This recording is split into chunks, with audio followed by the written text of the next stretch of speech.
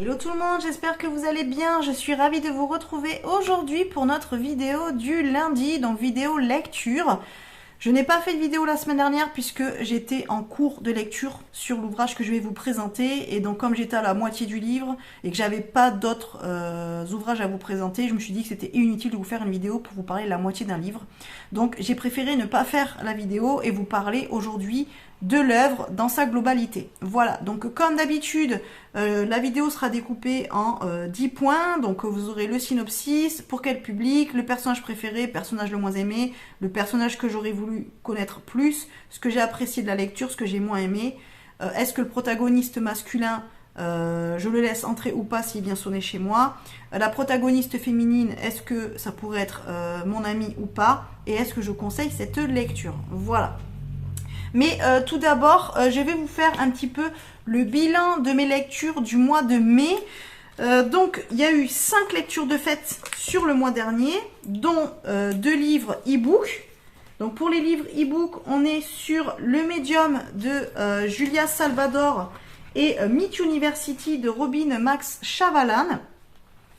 Donc, pour les deux, sur 5 étoiles, j'ai mis 5 étoiles aux deux. Donc pour le médium, on est sur un thriller sentimental. Je l'ai beaucoup aimé. J'ai vraiment bien aimé aussi les personnages, l'histoire et tout ça. C'était bien sympa. Donc celui-là, je lui ai mis 5 étoiles. Meet University de Robin McChavalan. Alors là, on est sur une romance donc entre un doyen et une étudiante. Donc on est sur une relation interdite et une différence d'âge. Donc là on est voilà dans le milieu universitaire américain. J'ai mis aussi 5 étoiles parce que j'ai beaucoup aimé les protagonistes, j'ai bien aimé l'histoire, même si c'est un peu classique hein, comme on va dire comme histoire, mais j'ai bien aimé les personnages, j'ai bien aimé l'histoire. Donc j'ai mis 5. En plus voilà, il y a vraiment une touche d'humour dans le livre et tout. Donc très bonne lecture. J'ai beaucoup apprécié la plume de l'autrice aussi. Donc voilà. Ensuite, en littérature classique, j'ai lu La Princesse de Clèves de Madame de Lafayette. Donc j'y ai mis 4 étoiles. Alors 4 étoiles parce que, un petit peu longuet sur certains passages. Et comme évidemment on n'est plus du tout habitué à lire ce style littéraire, parfois des difficultés à comprendre un peu où est-ce qu'il voulait en venir et ce qu'il voulait dire. Parce que parfois ils disent beaucoup de choses pour finalement... il y a beaucoup, à l'époque il y avait beaucoup de blabla, de grandes phrases, de grands mots utilisés. Juste pour dire un truc que nous on va dire oui bon non quoi, voilà vous voyez. Donc il y a juste ce côté là, mais c'est plus parce qu'on est beaucoup moins habitué à lire ce type de littérature, donc qui fait que on a moins on a moins l'affinité avec la langue de l'époque, plutôt que parce que c'est mal écrit, puisque le livre on est sur une relation platonique et une triangulaire amoureuse, donc voilà, l'histoire est très bien, sachant que on va dire pour l'époque, je trouve que c'est hyper moderne. Donc j'ai beaucoup aimé cette lecture. Et donc dans les anciennes, les dernières vidéos, je vous explique pourquoi. Il y a une story time autour de cette fameuse lecture de La Princesse de Clèves. Donc je vous invite à aller voir mes dernières vidéos, donc dans la playlist lecture, pour savoir pourquoi j'ai lu La Princesse de Clèves. Ensuite, j'ai lu Scandale de L.J. Chen. Alors là, c'était en format papier. J'ai lu 3 formats papier. Donc La Princesse de Clèves, Scandale de L.J. Chen, donc c'est un livre qu'on m'a prêté. Et donc là, Perséphone de Benjamin Carteret que je vais vous présenter aujourd'hui. Donc Scandale de L.J. Chen. Donc là, on est sur une romance entre un milliardaire, donc un patron d'une chaîne télévisée d'infos américaine, et d'une de ses employées, voilà, qui a une dizaine d'années de moins que lui. Donc là, vous avez vraiment le côté différence de milieu social, différence d'éducation, différence de vie. Évidemment, de son côté à lui, vous avez toutes les histoires familiales, trahison, déception, mensonge, manipulation, tout ça, tout ça. Et donc vous avez la relation secrète entre les deux personnages. Voilà, donc ça c'est un petit peu le topo de cette histoire-là. Donc ça c'est pareil, je vous ai fait une vidéo dédiée à cette lecture, donc n'hésitez pas à aller la voir dans la playlist lecture. J'ai pas apprécié cette lecture plus que ça, dans le sens où entre guillemets l'histoire en elle-même, bon, même si elle est banale, on va dire, enfin banale, même si elle n'est pas très originale, ça c'est un peu vu et revu, c'est pas le problème. Mais ça, à la limite, c'est pas trop le souci. Moi, ce qui m'a le plus dérangé, c'est le personnage masculin principal de Célian. Je l'ai pas du tout aimé. Et du coup, il m'a... Ben, il m'a gâché ma lecture, voilà, tout simplement. Mais je vous explique tout ça dans ma dernière vidéo, donc n'hésitez pas à aller la voir si ça vous intéresse. Et enfin, donc j'ai lu Perséphone de Benjamin Carteret, donc que je viens de terminer, et donc je vais vous en parler plus globalement dans cette vidéo. Voilà, donc au final pour le mois de mai on est sur 5 lectures, bon sachant que vous pouvez y rajouter d'autres livres de la bibliothèque ésotérique, mais là je vous en parle pas dans cette vidéo puisque vous avez des vidéos dédiées à la bibliothèque ésotérique, donc je vous en parlerai plutôt dans ces prochaines vidéos là. Donc on va dire que je suis à 6 ou 7 lectures en vrai sur le mois, mais pour les lectures perso on est sur 5 livres. Voilà, donc 2 en e-book et 3 en version papier. Voilà, c'est un petit peu moins que les mois précédents, mais voilà, avec les ponts, tout ça, et puis ben, j'ai eu pas mal de boulot. Donc finalement, ben, j'ai eu moins de temps pour lire. Voilà. Voilà pour le petit bilan du mois de mai lecture. Je vous le fais hein, puisqu'on est début juin, donc on en profite. Alors, pour la lecture du jour, on va parler de Perséphone de Benjamin Carteret. Alors oui, vous allez me dire, on est encore sur de la mythologie grecque. Si vous me suivez, eh bien vous savez que j'adore la mythologie grecque et j'adore les histoires où on parle de dieux, de déesses, surtout de la mythologie grecque. Alors je ne suis pas du tout contre les autres mythologies. C'est pas du tout ça. Mais de toutes les mythologies, grecques, romaines, scandinaves ou autres, ben je suis plus attirée par la mythologie grecque. Bon les gars, je m'appelle Sophie. Sophie, c'est un prénom grec. Ça veut dire sagesse. Je sais pas si je suis toujours sage, mais ça veut dire sagesse en grec. Donc évidemment que la Grèce m'attire et que la mythologie grecque m'attire.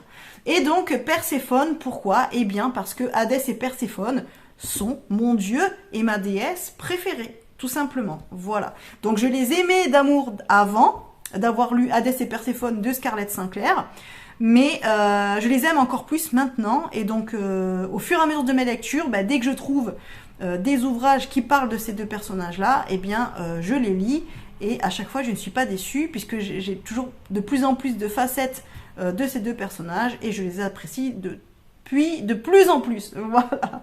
Donc en fait, je suis dévote hein, d'Hadès et Perséphone. Voilà, pour moi, si j'avais un dieu, une déesse à choisir et pour qui je pourrais prier, ça serait pour Hadès et Perséphone. Voilà, vous le savez les amis. Donc, Perséphone de Benjamin Carteret. Alors c'est son premier roman à Benjamin Carteret, donc apparemment celui-ci est sorti en 2024. Donc Benjamin Carteret, et attendez, je vais vous dire ça. Donc c'est un historien d'art et consultant en communication dans le milieu de la culture. Il est passionné d'antiquité et de mythologie grecque. Voilà. Et donc Perséphone, c'est son premier roman. Donc là, il est aux éditions Livre de Poche et il est à 10,90 € et je l'ai acheté chez Cultura. Voilà, je l'ai trouvé là il y a quelques semaines et donc quand j'ai vu le titre Perséphone, je dis ah tiens super et tout, on va aller regarder ça. Et donc finalement, alors on est sur le mythe d'Hadès et Perséphone. Mais là, on l'a sous le point de vue de Déméter et de Perséphone. Hadès, on va dire que c'est un personnage secondaire au final dans l'histoire. C'est pas, on va dire que vraiment le mythe du couple Hadès et Perséphone n'est pas le point principal de l'histoire. Voilà, on va dire ça comme ça. Donc là, on est vraiment plus sur la relation entre sa mère Déméter et son père Zeus, voilà, enfin, Perséphone avec la relation avec sa mère et la relation avec son père, on va dire ça comme ça. Et donc on est plus sur le lien et la connexion avec son élément, donc la terre, et les déesses gardiennes de la terre. Voilà. Donc on va dire on est plus sur ça. Et donc après, ben, on va dire l'histoire de l'enlèvement de Perséphone par Hadès. Et donc après toute l'histoire où elle devient l'épouse d'Hadès et donc la reine du royaume des morts, passe entre guillemets, ça fait partie de l'histoire, mais c'est en second plan par rapport à toute la... j'ai du mal à l'histoire principale, on va dire, voilà. Donc, je vous lis le dos du livre pour que vous ayez une idée de ce que l'on va trouver dans le livre. Mais même si vous connaissez déjà le mythe d'Hadès et Perséphone, bon, ben, vous savez qu'on va être tourné vers ce mythe-là. Alors, dans la monarchie divine de ciel et l'ordre de Zeus, Corée, donc Perséphone, Une enfant sans pouvoir manifeste grandit à l'ombre de sa puissante famille. C'est loin de l'Olympe, auprès des mortels à qui sa mère Déméter enseigne l'agriculture, que la jeune fille devient enfin printemps, feu de terre et l'héritière d'une lignée de déesses gardiennes de l'ordre ancestral. Mais aux prémices de ces changements, Corée se fait enlever et devient captive dans le royaume des morts. Donc elle se fait enlever par Hadès. Tandis que l'amour éclot dans les ténèbres, sur Terre, l'hiver de Déméter, dévasté, succède pour la première fois au printemps. La famine qu'elle libère menace la race des hommes et par là celle des dieux. Partout la mère cherche sa fille perdue, mais Corée n'existe plus. Dans le cœur de Terre naît Perséphone. Voilà. Donc vous avez Pierre Vavasseur du Parisien qui dit un western mythologique dans lequel infuse notre tragique actualité et où les femmes tiennent les rôles principaux. Et vous avez Christophe Onno dit Bio du Point, une réinterprétation féministe et écologiste du mythe de Perséphone. Benjamin Carteret témoigne avec passion de la modernité des Grecs anciens. Voilà. Donc le livre fait quand même un petit peu plus de 660 pages, mais le style littéraire de l'auteur est fluide. C'est très bien écrit, c'est très structuré. Alors il a mis 6 ans à l'écrire, donc je pense qu'il a eu quand même de l'aide et tout ça, il n'y a pas de souci, mais il n'empêche que c'est très bien écrit, c'est très bien construit. Le livre est en plusieurs chapitres, pas en plusieurs chapitres, en plusieurs parties. Je sais plus combien il y en a. Je veux pas dire de bêtises, mais je crois qu'il doit y en avoir au moins 4 ou 5. Est-ce que je vais trouver le dernier? Non, je vais pas le trouver. Mais je crois que vous avez 4 ou 5 parties. Et ensuite, le livre est écrit sous 2 points de vue. Donc le point de vue de Déméter et le point de vue de Corée ou de Perséphone. Voilà, puisque Corée et Perséphone sont la même personne. Donc c'est hyper intéressant puisque on apprend à mieux connaître la déesse Déméter. On apprend mieux à connaître le mythe de Perséphone depuis sa jeune enfance, puisque du coup on la suit quand elle est petite, qu'elle suit sa mère autour du monde pour aider les mortels à développer l'agriculture et à évoluer en tant que mortels. Et ensuite, donc, vous l'avez quand elle est jeune adulte, donc là où on voit qu'avec Déméter, elle commence à ne pas forcément avoir les mêmes points de vue, et on va dire, Perséphone commence à vouloir avoir une certaine indépendance, on va dire ça comme ça. Et ensuite, vous avez la partie où Hadès enlève Perséphone. Et donc, vous avez en parallèle Perséphone au royaume des morts qui apprend à vivre dans les enfers d'Hadès. Et donc, qui, au fur et à mesure du temps, apprend à connaître Hadès et tombe amoureuse de lui. Et comment elle devienne la reine du royaume des morts. Et de l'autre côté, vous avez Déméter, donc qui évidemment est dévastée par l'enlèvement de Perséphone et qui du coup décide de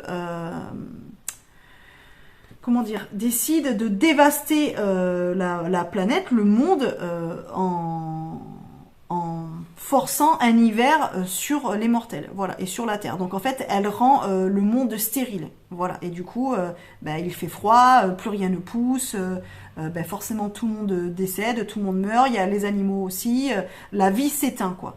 Et en faisant éteindre la vie sur Terre, donc la vie des mortels, elle fait aussi, on va dire, mourir mourir entre guillemets les dieux, puisque comme il n'y a plus de mortels pour les prier, eh bien les dieux sont oubliés et donc ils sont en situation de faiblesse. Voilà. Donc elle affaiblit tout le monde. Voilà. Mais vous avez donc au fur et à mesure du livre les deux histoires parallèles et donc les deux points de vue de ces deux personnages principaux féminins. Donc ce qui est très intéressant. Voilà. Donc un petit peu pour l'histoire, on va dire en gros quoi. Donc après, pour quel public? Alors dans le livre, on parle quand même de sujets sensibles, on parle d'inceste, on parle de manipulation, de trahison, il y a de la violence, il y a des rapports forcés, donc il y a beaucoup de choses qui sont pas top. Donc de toute façon, c'est la mythologie grecque. La mythologie grecque, elle est quand même assez trash, on va dire, assez violente. Donc là, c'est retranscrit quand même dans le livre. On retrouve la violence des légendes grecques. Il y a donc une scène de smut qui est assez développée. Après on comprend pourquoi la scène est développée, mais du coup voilà, on comprend ce qu'ils font, tout ça c'est quand même explicite. Donc c'est plus une lecture, je dirais, pour un public qui commence déjà à avoir une certaine maturité, voilà, qui connaît déjà, on va dire, ses limites en termes de sensibilité, de sujets qu'elle peut lire ou qu'il peut lire sans être trop perturbé ou chamboulé, on va dire. Donc voilà, si vous avez déjà 16-17 ans au plus tôt, c'est déjà pas mal, voilà, parce qu'après, bon, il n'y a pas le livre, entre guillemets, à part voilà, à part ça, c'est très bien écrit. On va dire qu'il y a beaucoup de choses qui sont plus implicites, même si on les comprend, que explicites, mais il n'empêche que ça l'est quand même. Donc on ne peut pas le mettre de côté, et donc je ne peux pas dire que un jeune ado de 12-13 ans soit en âge de lire ce livre. Je dirais que non, voilà. C'est-à-dire que si vous voulez faire découvrir la mythologie grecque à vos enfants, ben, choisissez un livre plus adapté que celui-ci. Voilà, parce que celui-là n'est pas forcément adapté à un jeune public. Donc je dirais, voilà, quand vous commencez déjà à taper jeune adulte, voilà, 16-17 ans, bon, je pense qu'on commence déjà... Ça dépend de la sensibilité de chacun, mais disons que moi, je pense qu'à 16-17 ans, j'aurais pu le lire. Après, il y a d'autres personnes, peut-être, ils pourront le lire qu'à 20-25 ans. Voilà. Mais si je devais donner au plus tôt, je dirais pas avant 16-17 ans. Voilà. Même si c'est pas le pire des livres que j'ai lus, mais il y a quand même... voilà, je tiens quand même à le préciser, c'est pas pour tout public non plus. Voilà. Pour mon personnage préféré, eh bien, c'est Perséphone, tout simplement. Bon, bah, de toute façon, Perséphone, c'est ma déesse. Je l'aime encore plus maintenant que j'ai lu ce livre qu'avant. Je la découvre à chaque fois au fur et à mesure de mes lectures. Dès qu'il y a quelque chose d'écrit avec ce personnage, cette déesse, j'apprécie de plus en plus la déesse. Et je pense que dans tous les livres que j'ai lus avec ce personnage, c'est la Perséphone que j'ai le plus appréciée. Je suis pas forcément d'accord avec tout ce qu'elle dit et machin et tout ce qu'elle fait, c'est pas ça que je veux dire, je fais pas amen à tout, mais je trouve que le personnage est, même enfant, est déjà très mature, elle est très lucide, elle est pas... Elle est pas gnangnan, elle est pas pénible, on sent qu'il y a vraiment une intelligence et une vivacité d'esprit, et j'adore la connexion qu'elle a, ben déjà le lien avec sa mère, j'adore le fait qu'elle ne soit pas fermée, c'est-à-dire qu'elle est énormément tournée vers les autres. Déjà la relation qu'elle a avec les mortels et tout ça, pendant que ben, elle fait le tour du monde avec sa mère pour apprendre l'agriculture aux hommes, on voit qu'elle essaie de faire évoluer les choses, qu'elle amène un regard neuf justement à la culture, à comment transmettre les enseignements, à la relation avec la terre, à la relation aussi avec les dieux et les déesses. Et du coup, j'aime beaucoup ce personnage, puisque le personnage de Perséphone est très moderne. C'est vraiment... on pourrait la décrire aujourd'hui comme la jeune entrepreneuse qui arrive, qui pourrait reprendre peut-être l'entreprise familiale, et qui met un petit peu un coup de pied dans la fourmilière, et qui dit non, on peut travailler, mais d'une autre manière, et rendre ça beaucoup plus sexy, beaucoup plus attrayant, et beaucoup plus juste, et beaucoup plus humain. Vous voyez ce que je veux dire ? Et du coup, j'aime beaucoup cette facette du personnage, et comment elle est décrite et comment elle réfléchit. J'aime bien son intelligence. Voilà, j'aime les rapports qu'elle a aux autres, le fait qu'elle ne se braque pas sur ses idées. Elle est quand même à l'écoute des points de vue des autres, même si au début elle va pas forcément les accepter, mais elle va quand même écouter, entendre et le prendre en compte. Donc j'aime beaucoup le personnage de Perséphone. Voilà, vous l'avez compris. Voilà. C'est ma déesse, je l'imagine comme ça, et si elle est vraiment comme ça, bah elle est topissime, quoi. Vraiment, elle est géniale. Donc, personnage préféré, évidemment, Perséphone. Le personnage que j'ai le moins aimé, eh bien, c'est notre cher Zeus, les amis. Zeus, le roi de l'Olympe, roi des autres dieux, le roi le plus nul du monde, qui au final s'octroie des pouvoirs et qui veut absolument être le dieu des dieux, alors qu'en fait, il est juste méchant, manipulateur, menteur. Il est pas du tout, on peut pas lui faire confiance, il est pas honnête, il est très patriarcal, il a aucun respect pour la femme et pour les autres, il ne respecte pas non plus les mortels, alors que sans les mortels, ben, pas de prière, et sans prière, ben, il n'existe pas. Mais en fait, le mec se met en haut tout seul de la pyramide et se croit juste invulnérable et pense que tout lui est dû. et que rien ne doit lui résister, que personne surtout ne doit lui dire non ou lui résister, ce qui est juste imbuvable. Donc Zeus, non, personnage le moins aimé. Il n'y a pas quelque chose que j'ai aimé chez lui. Voilà, tout simplement. En fait, il y a des personnages parfois comme ça qui sont les méchants de l'histoire, mais on peut comprendre ou on peut se dire oui, mais bon, il y a quand même ça ou quoi. Là, non, en fait, le mec, il est juste... juste, il a un ego comme ça et... non, juste pas possible. Donc en fait, voilà, c'est le vieux Réa que vous savez, voilà, qui vraiment n'entend rien et qui a aucun respect de personne. Donc non, personnage le moins aimé évidemment, bah, c'est Zeus. Voilà. Le personnage que j'aurais voulu un peu plus connaître dans l'histoire, eh bien c'est le troisième frère, hein, des trois frères primordiaux, on va dire. Donc qui sont Hadès, Zeus et Poséidon.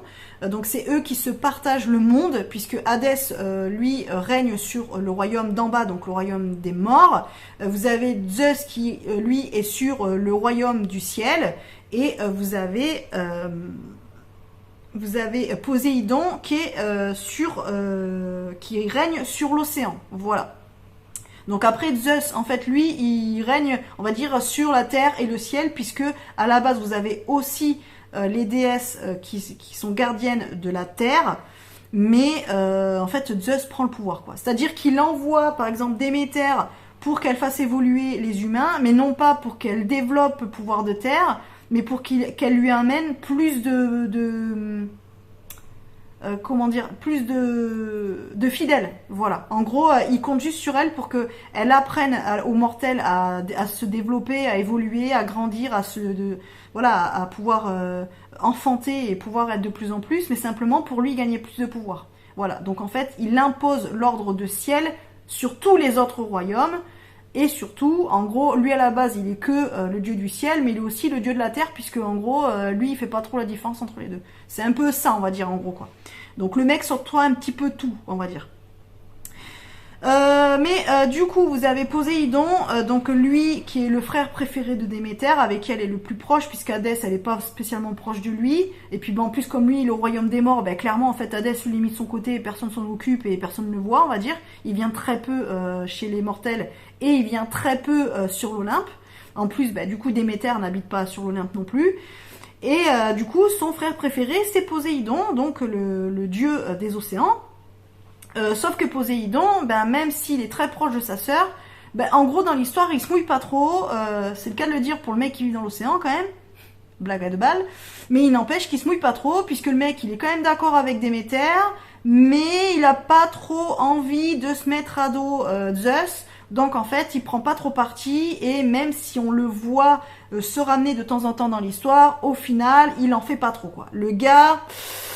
il est un petit peu frileux, voilà, il cherche pas trop, quoi. Donc lui, il est quand même, il se met de côté, il se mélange pas trop au truc, il rentre pas forcément dans le conflit, et je trouve que c'est dommage, puisque, en fait, il passe un peu pour le lâche de l'histoire, on va dire. Donc Poséidon, j'aurais voulu que ça peut-être un petit peu plus développé pour mieux comprendre un peu le personnage. Mais voilà, après c'est vrai que pour l'histoire, ça change pas grand-chose, hein. Mais s'il y en avait un que j'aurais voulu voir un petit peu plus et mieux comprendre pourquoi il se positionne pas forcément, ça aurait été Poséidon. Ce que j'ai apprécié dans le livre, eh bien c'est ce que je vous disais, le fait que le livre soit écrit sous les deux points de vue, donc de Perséphone et de Déméter. Donc sachant que là on est vraiment sur, on va dire, le cœur de l'histoire, c'est vraiment la relation mère-fille et la relation à la terre, donc la connexion à la terre. Donc vous avez tout le côté rituel, vraiment comment elle rentre en communication avec les deux autres déesses, donc Rhea et Gaïa, comment elles essaient de mettre en place les choses, l'agriculture et tout ça pour que les mortels, les humains puissent revivre. Et on a aussi vraiment le côté de ce que Perséphone perçoit chez sa mère, ce que sa mère perçoit chez Déméter, ce que l'une voudrait pour elle et ce que l'autre voudrait pour l'autre. Il y a vraiment cette relation qui est super fusionnelle et en même temps on sent que ça commence à s'effriter, puisque évidemment Perséphone au fur et à mesure du temps grandit et elle, elle évolue d'une autre façon, donc forcément on sent qu'il y a quand même deux chemins qui commencent à se séparer, mais même si elles prennent pas le même chemin, au final le but est le même. Et donc après il y a vraiment le parallèle quand Perséphone a été enlevée, donc quand elle évolue dans le royaume des morts, et donc quand on voit comment sa relation évolue avec Hadès et comment elle tire, on va dire, profit du fait d'avoir été enlevée.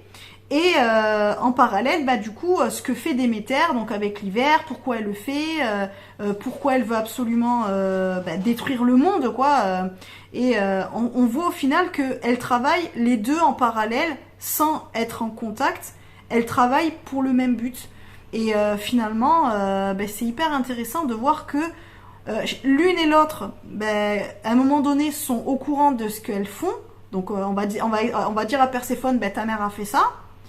On va dire à Déméter, Perséphone a fait ça. Au final, les deux se mettent, entre guillemets, de fausses idées dans la tête. On va dire que Perséphone pense que sa mère l'a abandonnée et Déméter pense que Perséphone l'a abandonnée. Mais finalement, elles continuent quand même à se battre pour le même but. Et donc, quand elles se retrouvent, puisque elles se retrouvent à un moment donné, dans le mythe de Perséphone, Perséphone donc épouse quand même Hadès, mais finalement, elle retourne sur la terre. Donc là, dans le livre, on explique pourquoi. Donc elle retourne dans le royaume des mortels, et donc ce qui fait que elle crée à toutes les deux le cycle des saisons, qui avant toutes ces histoires n'existait certainement pas, puisque de ce que j'en ai compris, en fait il y avait, c'était un petit peu un été sans fin. Voilà, c'est-à-dire que l'été c'était tout le temps, il n'y avait pas d'hiver, et il y a eu après l'été et le printemps, puisque quand Perséphone, ses pouvoirs se sont révélés, elle a créé le printemps. Donc en créant le printemps, c'est-à-dire que c'est faire mûrir les fruits, faire pousser les fleurs, les choses comme ça. Donc le printemps, en fait, faire renaître, relancer, on va dire, la machine des plantes, tout ça, quoi, on va dire. Mais au final, il n'y avait pas d'hiver avant. Et finalement, comme là, Perséphone a été enlevée, mais qu'elle appartient maintenant aussi au royaume des morts, puisqu'elle est devenue la femme d'Hadès et qu'elle a mangé la grenade, voilà, qui vient du royaume des morts, eh bien, Perséphone décide de vivre, on va dire, de manière alternée, un coup avec sa mère, un coup avec Hadès. Ce qui fait que lorsque Perséphone est au royaume des ténèbres, eh bien, c'est l'automne, l'hiver sur la planète, enfin sur Terre, et quand Perséphone remonte à la surface, là on a le printemps et l'été. Voilà, et donc en fait, là ce mythe-là nous explique d'où viennent le cycle des saisons qui avant n'était pas en place. Donc en fait, c'est Déméter et Perséphone qui mettent en place le cycle des saisons. Voilà. Donc ça j'ai bien aimé parce que ça explique tout ce côté-là.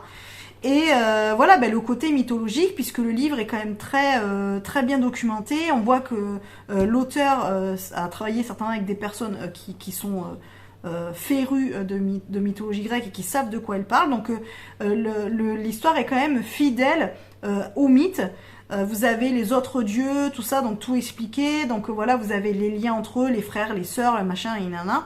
Et donc c'est bien expliqué, et en même temps c'est moderne, puisque on sait que ça se passe dans la mythologie, donc c'est pas du tout à notre époque, mais le lien à la terre, ce qu'ils font, le fait que il y a des gens qui veulent prendre le pouvoir simplement pour eux, qui veulent simplement utiliser la terre pour leurs propres besoins, on va dire, et pas pour le besoin de la communauté.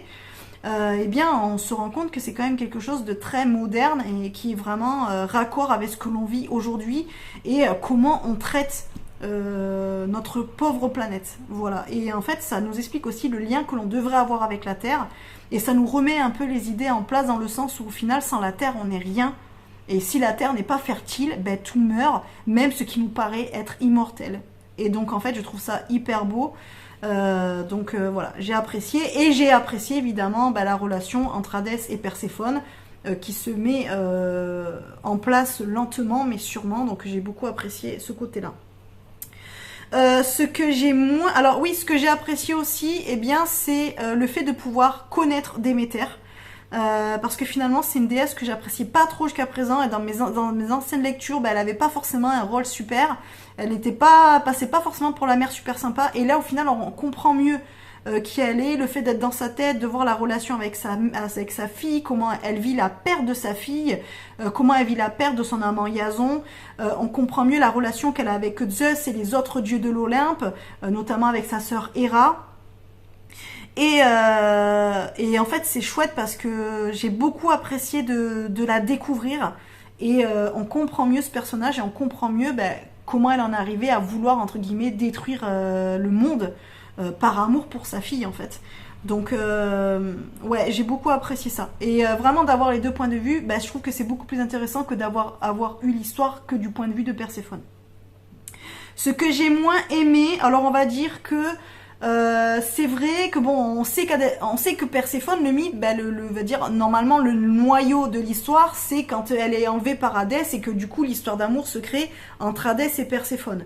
Là, on a vraiment la grosse partie, on va dire la grosse moitié du livre qui est basée que sur du coup la relation entre Déméter et Perséphone. Donc le lien qu'elles ont à la terre, comment elles font évoluer l'agriculture et tout, leurs liens qui évoluent au fil du temps aussi, le fait qu'elles aient des désaccords et tout ça. Et bon, si j'avais quelque chose à dire que j'ai moins aimé, c'est peut-être le fait que avant d'arriver à l'enlèvement, c'est long quoi. Disons qu'à un moment donné, on arrive à la moitié du livre, on se dit mais du coup, elle va se faire enlever quand Perséphone, parce que en fait, on a l'impression que ça n'arrive jamais ce moment de l'histoire, alors que ça fait quand même pas, entre guillemets, c'est quand même l'enlèvement de Perséphone qui va vraiment faire basculer toute l'histoire et surtout même le conflit entre Zeus et du coup Déméter et Perséphone, on va dire.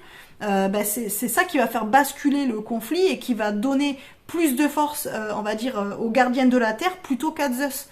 Et du coup, sans ça, il y a rien qui se déclenche quoi. Donc c'est un petit, j'aurais tendance à dire, j'aurais aimé que ça se passe un petit peu plus tôt, l'enlèvement de Perséphone par Hadès. Mais voilà, c'est vraiment histoire de pinailler parce que sinon j'ai adoré le livre, donc voilà. Mais c'est vrai que le premier truc, on dit bon du coup c'est quand qu'il vient l'enlever, parce que on a l'impression que ça arrive jamais quoi. Voilà, mais sinon c'est bien, vraiment j'ai juste que ça quoi. Sinon le reste, j'ai rien à dire. Donc ensuite les protagonistes masculins, parce que là on a quand même deux protagonistes masculins principaux, donc qui vont être Zeus et Hadès, sachant que je dis principaux, mais ils sont secondaires par rapport au rôle de Déméter et Perséphone, qui sont réellement les personnages principaux de l'histoire. Mais pour les protagonistes masculins, donc si Zeus vient sonner chez moi, est-ce que je lui ouvre? Ben non, pas du tout. Clairement, le gars il reste dehors et non, il dégage. Clairement, y a rien chez lui qui est bien quoi. Et après Hadès, évidemment, bien sûr, Hadès dans ce livre est toujours parfait. Voilà, Hadès, c'est mon dieu. Voilà. Donc, je suis dévote d'Hadès. Voilà, je veux aller. Lorsque j'irai de l'autre côté, je veux que mon au-delà ressemble aux enfers d'Hadès. Donc voilà, Hadès, pas de souci. Et puis en plus là dans le livre, même s'il est en personnage secondaire, voilà, on comprend pourquoi Perséphone. Elle tombe amoureuse et voilà, et puis oui, on comprend en fait que la solitude que lui a connue avant et pourquoi il en est venu à l'enlever et tout ça, donc Hadès, perfect, I love. Et donc ensuite, protagoniste féminine, donc là il y en a deux, donc Déméter et Perséphone. Alors Déméter, est-ce que je la laisse rentrer? Oui, parce que franchement, au final, c'est une chouette nana. Et vraiment on comprend pourquoi elle en est venue là, pourquoi elle est comme ça, pourquoi elle a été comme ça avec Perséphone et tout. Donc oui, clairement ça pourrait être quelqu'un que j'apprécierais, qui pourrait être ma pote, mon amie. Et Perséphone, évidemment, Perséphone pareil, c'est comme Hadès quoi, c'est ma déesse, donc bien sûr, pas de souci. Surtout en plus dans ce livre, voilà, Perséphone, moi j'adore. Et donc pour finir, parce qu'on est déjà à 33 minutes les amis quand même, pour finir, est-ce que je conseille ou pas ce livre? Eh bien, si vous aimez la mythologie grecque, oui, je vous le conseille parce qu'il est génial. Il est trop bien. Il est hyper bien écrit, vous avez vraiment ce côté mythologie, mais décrit de façon, c'est moderne, c'est pas ennuyeux, c'est logique.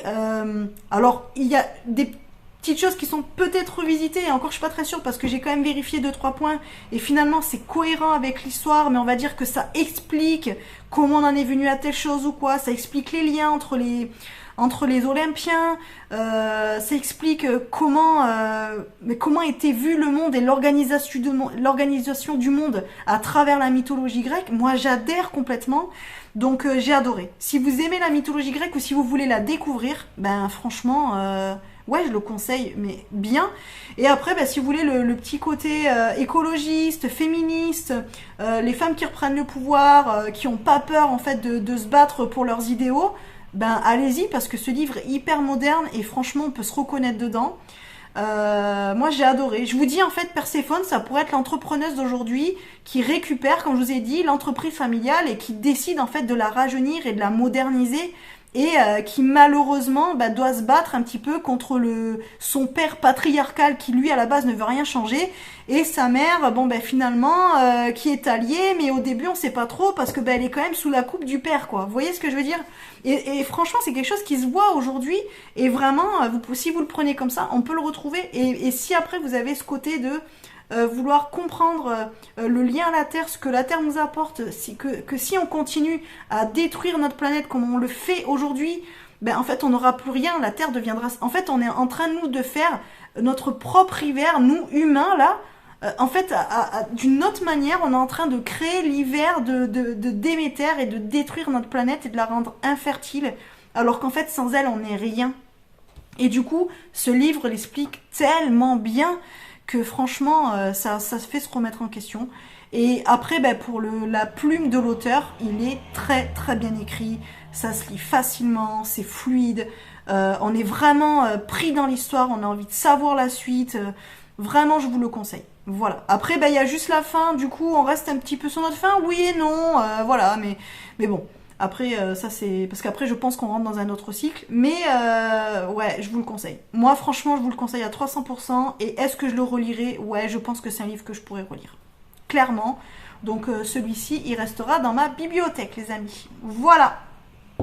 Bon, écoutez, je vais en rester là. Ah oui, alors du coup, là, ce que je vais lire, je vais commencer Witch and God de Livingstone. Alors là on est sur le tome 1, c'est Ella la promise. Alors je vous lis le synopsis, comme ça vous aurez déjà l'histoire et normalement je vous en parlerai la semaine prochaine parce que je pense que là je vais le lire dans la semaine. Donc on est sur Ella est une jeune sorcière sans don, enjouée et pétillante, vivant tranquillement dans le monde des humains. Cette année elle assiste aux côtés de ses deux puissantes sœurs à la fête de la communauté des sorcières. Mais cette édition est particulière, les sorcières et les dieux ont décidé de faire cesser le conflit qui perdure entre eux depuis des décennies. Pour sceller cette paix, ils organisent un mariage entre un représentant de chaque communauté, donc un dieu et une sorcière. Ella est outrée d'apprendre que sa sœur est la sorcière désignée pour cette union, et plus encore lorsque le maître des dieux, Zeus, alors oui on est encore sur de la mythologie grecque, présente le futur marié, son petit-fils Démos, dieu de la terreur. Froid et arrogant, ce dernier cache une forme aussi sombre que dévastatrice. Mais Démos bouleverse les négociations en désignant lui-même la promise qu'il a choisie, la sorcière sans don à laquelle personne ne s'attendait, est là. Voilà. Donc oui, on est encore sur une histoire de sorcière. Oui, on est encore sur une histoire de dieu, de la mythologie grecque. Mais j'y peux rien, j'adore les amis. Donc souvent vous aurez des livres sur ce type de sujet-là parce que j'adore ce type de livre-là. Donc voilà, donc normalement il y a 6 livres. Alors du coup je vous dirai parce que je crois que je suis pas sûre qu'en fait ça suive tout le temps les mêmes personnages. De par les titres, je pense qu'après on change de dieu parce que j'ai vu qu'il y en a un c'est avec Héphaïstos, tout ça. Donc je pense qu'il y a plusieurs histoires. Je pense que ça fera un petit peu comme la saga Les Dieux Oubliés de Calypso Caldine. Je vous en avais déjà parlé dans une ancienne vidéo, donc je pense que ça va être un petit peu dans le même truc. Mais du coup il y a 6 tomes en tout, parce qu'il y a 2 tomes bonus. Voilà. Mais je vous en parlerai la semaine prochaine. Voilà, écoutez, sur ce, je vous laisse là. Je vous fais des gros bisous. Et normalement, on se retrouve demain pour une vidéo cartothèque, donc une présentation d'un autre de mes jeux de ma cartothèque. Voilà. Je vous fais des bisous et je vous dis à bientôt. Bye bye.